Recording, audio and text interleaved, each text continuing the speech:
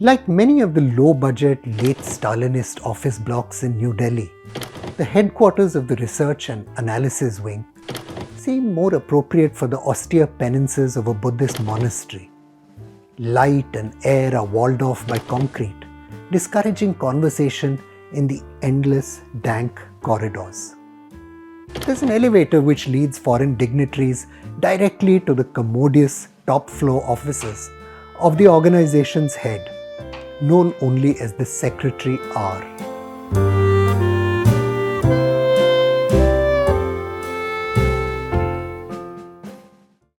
The story which Vishal Bhardwaj's hit film Khufiya, now told to millions of Indians, began under the uncertain illumination of a tube light in one of those corridors late in 2003. We should be sharing our UO's Southeast Asia desk head, Major Rabinder Singh, a one-time army officer, casually told the tall young officer working on China. UOs, for those of you who don't know, are sort of the opinion articles of the government world, summing up what an officer knows and advocating for what the government should be doing. So, you know where the movie goes from here. The tall good guy went after the short bad guy who died in torments of agony. That's why movies are best watched in the darkness.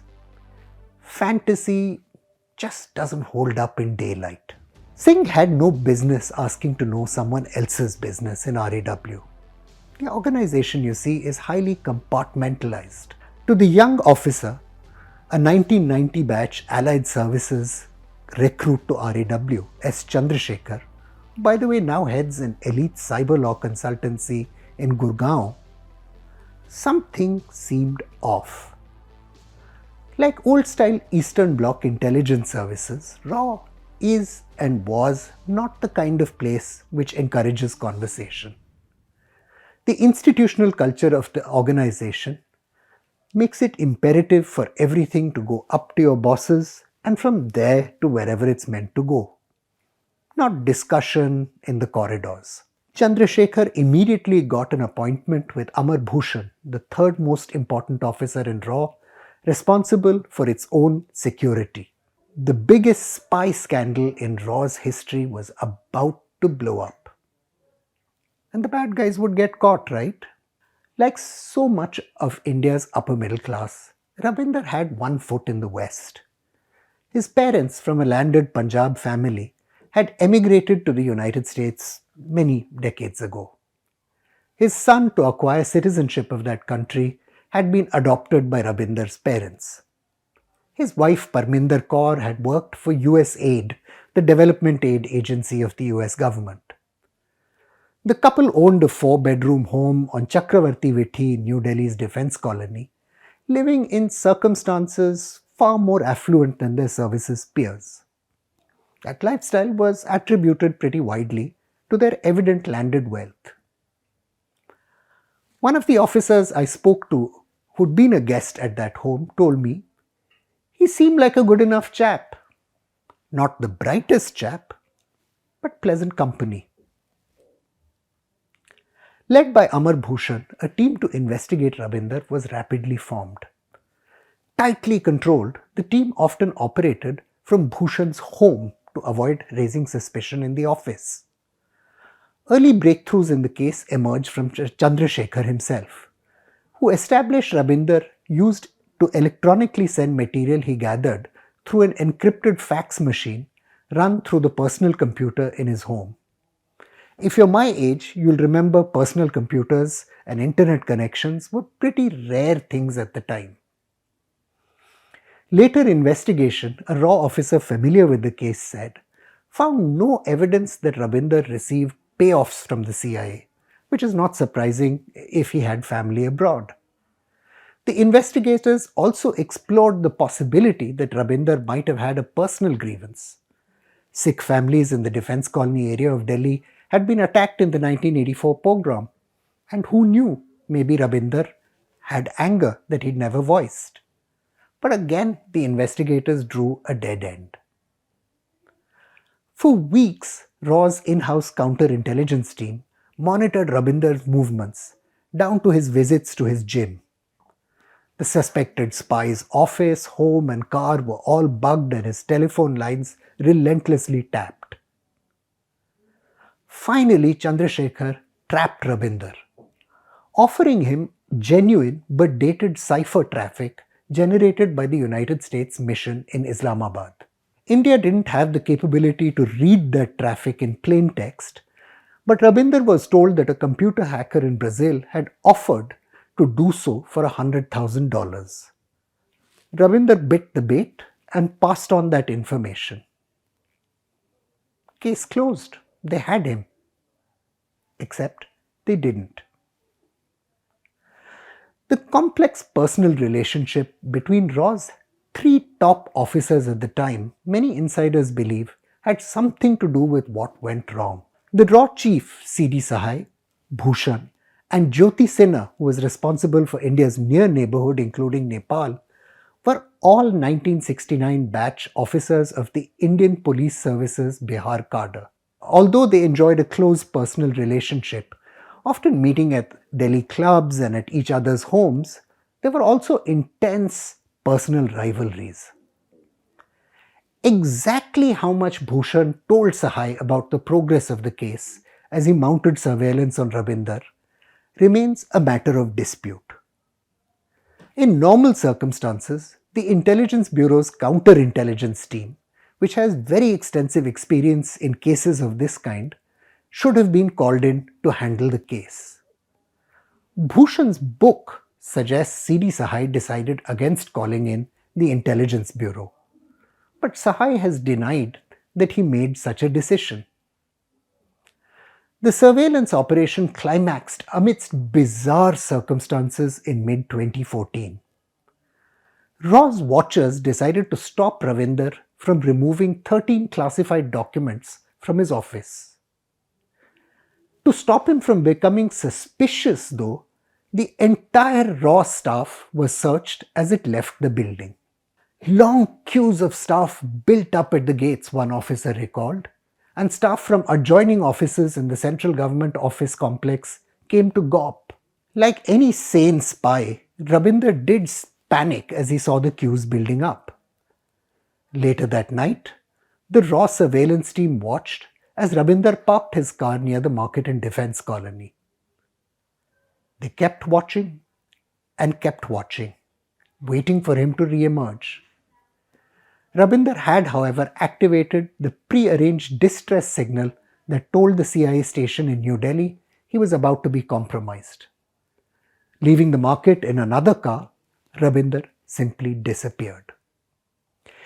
The idea that foreign intelligence services were seeking to penetrate Raw shouldn't have been a surprise to anyone.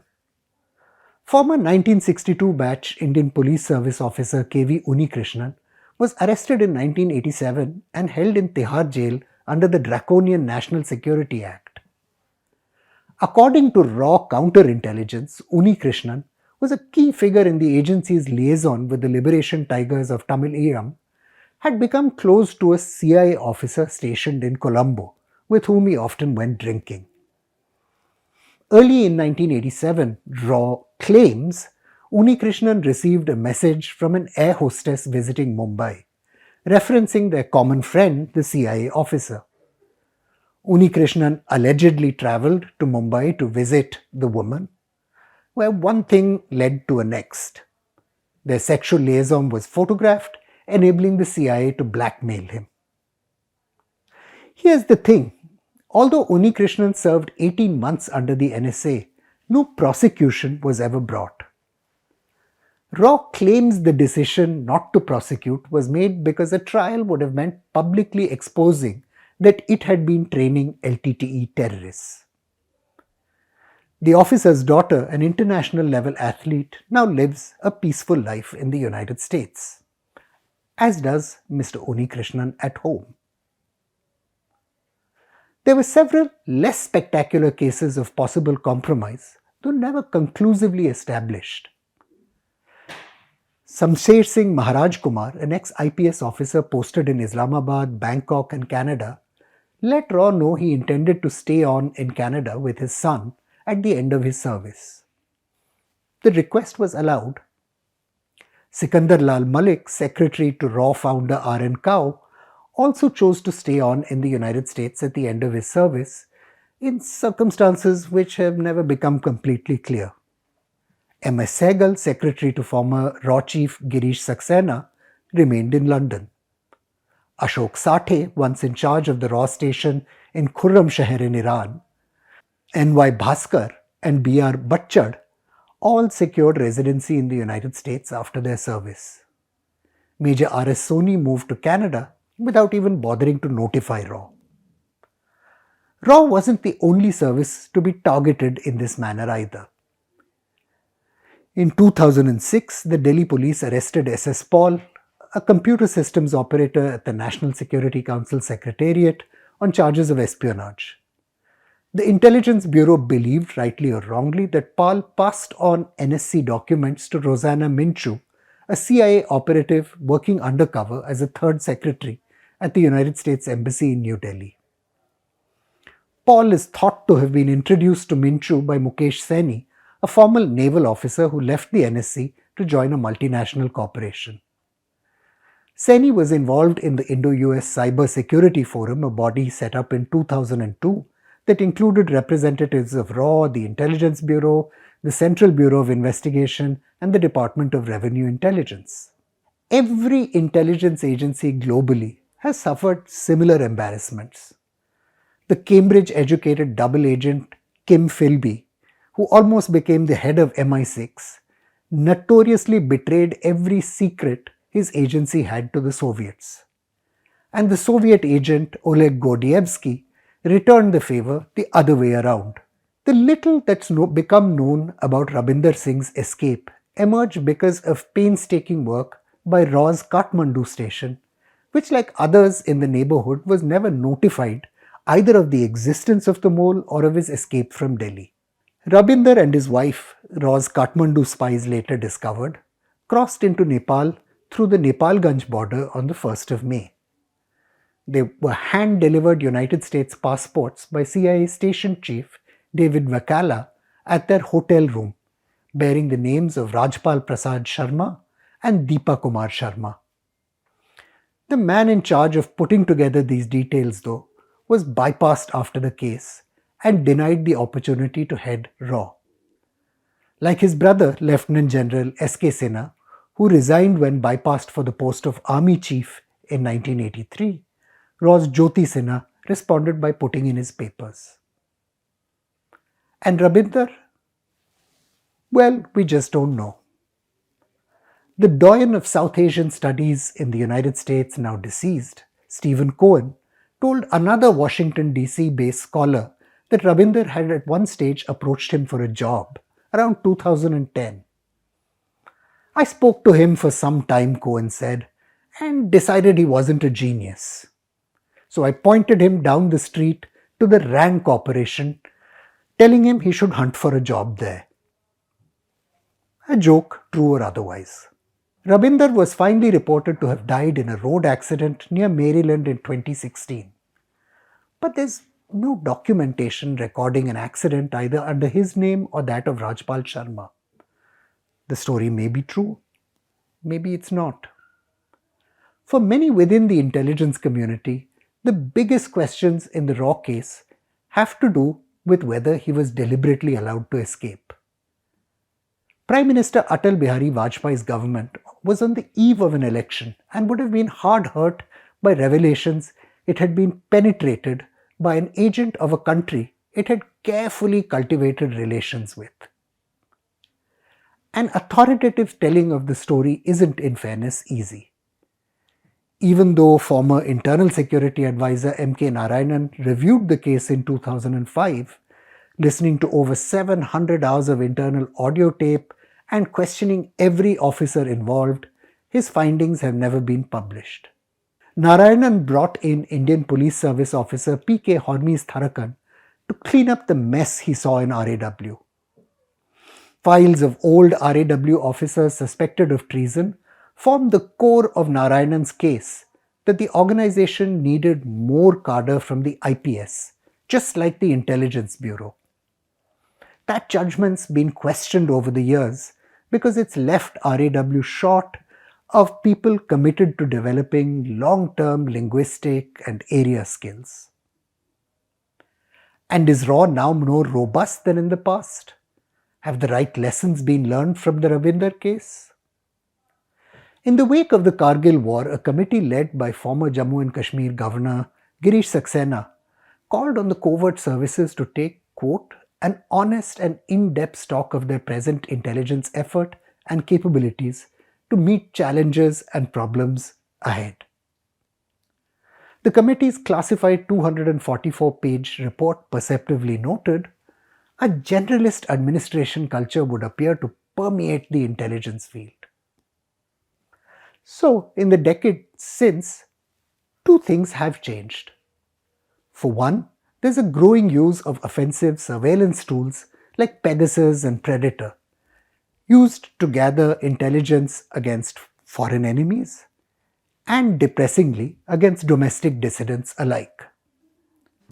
But the same tools also give Western intelligence services a backdoor to detect weaknesses in India's own cyber networks and monitor its strategic traffic. Then there's the second big change. There's been a growing culture of offensive operations of the kind Khufiya celebrates. The go and hunt down terrorists and blow up things kinds. But this culture hasn't always been matched by operational competence. The botched attempt to kidnap fugitive businessman Mehul Choksi from Antigua may or may not have been conducted by RAW. But the revelations that Indian nationals were involved in the operation raised suspicions and embarrassment. Police investigations in Antigua are reported to have identified at least one conspirator as a St. Kitts diplomat with close links to India's political establishment. That's not the kind of publicity any nation wants.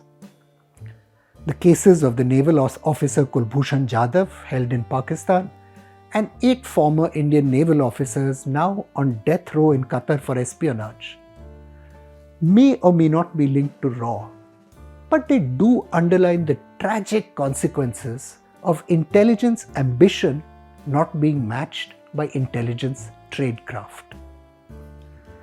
Lacking a system of archival disclosure and with an anemic tradition of scholarship on intelligence, India's losing the ability to learn from its mistakes. I'm Praveen Swami and I'm a contributing editor to Print. Thank you for watching this Pass Forward.